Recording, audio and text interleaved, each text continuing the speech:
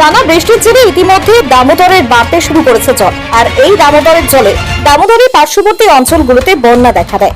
এই পরিস্থিতিতে চরম সমস্যায় পড়তে হয় পূর্ব বর্ধমানের দামোদর নদী সংলগ্ন এলাকার বাসিন্দাদের। তাই আগাম বন্যার পরিস্থিতি খতিয়ে দেখতে শনিবার জামালপুর ব্লকের দামোদর নদী সংলগ্ন এলাকাগুলো পরিদর্শন করেন জেলা শাসক Ayesha Rani. Police super Sayak Das, SD O Buddhadeb Khan, SDPO Abhishek Mondal সহ পূর্ব বর্ধমান জেলা প্রশাসন শনিবার জামালপুর ব্লকের বিভিন্ন এলাকাগুলো ঘুরে দেখান বিধায়ক অলোক কুমার মাঝি, ব্লক সভাপতি মেহমুদ খান।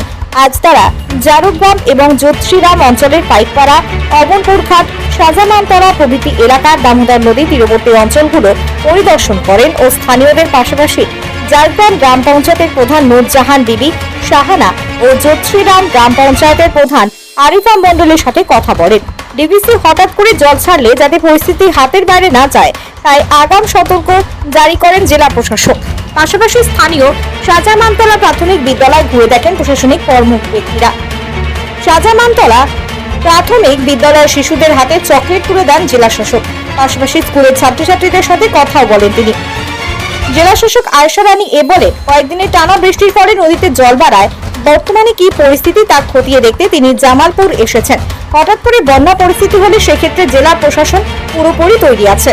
পুলিশ প্রশাসন, জেলা বিপর্যয় মোকাবিলা দপ্তর, ব্লক প্রশাসন সবাই প্রস্তুত আছে। তিনি আরো জানান, রাজ্যের মুখ্যমন্ত্রীর চেষ্টায় বাংলার বাড়ি প্রকল্পের এই এলাকার প্রচুর মানুষ সিমেন্টের বাড়ি করেছেন, তাতে বন্যার সময় মাটির বাড়ি পড়ে যাবার ভয়টা থাকবে না।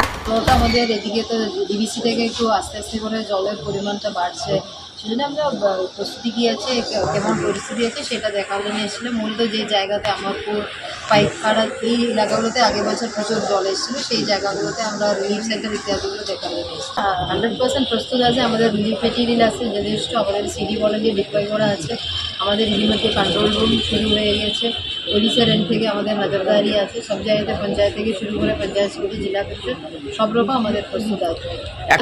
যাদের নামে লিস্ট ছিল না কিন্তু তাদের অলরেডি সরাসরি মুখ্যমন্ত্রীকে আবেদন দিয়েছিল, তাদের সকলকে আমরা বাংলা বাড়ি প্রকল্পে টাকা দিয়েছিলাম। অনেক লোকেদের ইতিমধ্যে বাড়ির কাজটা হয়ে গেছে, আর বাকি কয়েকটা বাড়ি সেকেন্ড ইনস্টলমেন্ট টাকা পাওয়ার পরে তাদের বাড়ির কাজগুলো শেষের মুখে। বিধায়ক অলোক কুমার মাঝি বলেন, যত দিন যাচ্ছে এই এলাকাগুলোর পরিস্থিতি অনেকটাই পাল্টেছে। কেন্দ্র সরকারের বঞ্চনা সত্ত্বেও বাংলার বাড়ি প্রকল্পে এই এলাকার প্রচুর মানুষ ঘর পেয়েছেন, ফলে বন্যায় তেমন কোনো ক্ষতি হবে না বলে জানান বিধায়ক।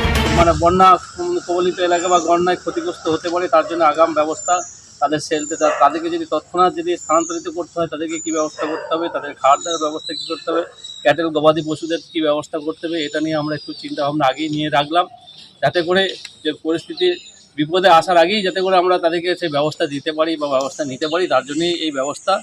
মেহমুদ খান বলেন, ব্লকে আজ প্রাক বন্যা পরিস্থিতি খতিয়ে দেখতে ডিএম সাহেবা এবং এসপি সাহেব এসেছিলেন। তারা সব খতিয়ে দেখলেন। তাদের কাছে এলাকার মানুষেরা কিছু দাবি জানিয়েছেন। তিনি বলেন, রাজ্যের মামাটি মানুষের সরকারের উন্নয়নের ছোঁয়া এখানেও লেগেছে। বাংলার বাড়ি প্রকল্পের অনেকেই এখানে বাড়ি পেয়েছেন, ফলে দামোদরে জল বাড়লেও তেমন কোনো ক্ষতি হবে না বলে জানান তিনি। বর্ধমান থেকে সঞ্জিত কুড়ি রিপোর্ট, ডিপি নিউজ, পূর্ব বর্ধমান।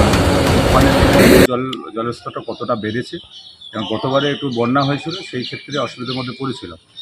সেই জায়গা থেকে মাননীয় মুখ্যমন্ত্রী মমতা বন্দ্যোপাধ্যায় যখন এসেছিলেন এবং জামালপুর নিয়ে কথা বলেছিলেন, সেই ক্ষেত্রে আমরা আগাম প্রস্তুতি সেখানে আমাদের পরিদর্শন করলে শাহজামানতলা করেছেন, আমাদের জোরচাঁদ করেছে, পাইকপাড়া করেছে এবং আমাদের ওখানে আমাদের অমরপুর করেছে এবং ওখানে কয়েকটা ক্যাম্প করার জন্য, যেটা আমাদের বন্যা কবলিত এলাকায় যদি বন্যা হয় মানুষগুলো কোথায় যাবে, সেই জন্য আমরা একটা দাবি, এলাকার মানুষ দাবি রেখেছিলেন একটা ফ্ল্যাট সেন্টার করার জন্য, সেটা দেখার জন্য বলেছে। ওনার একটি স্কুল আছে, স্কুলে একটা এশিয়ার দেওয়ার জন্য সেটাও কথা হয়েছে।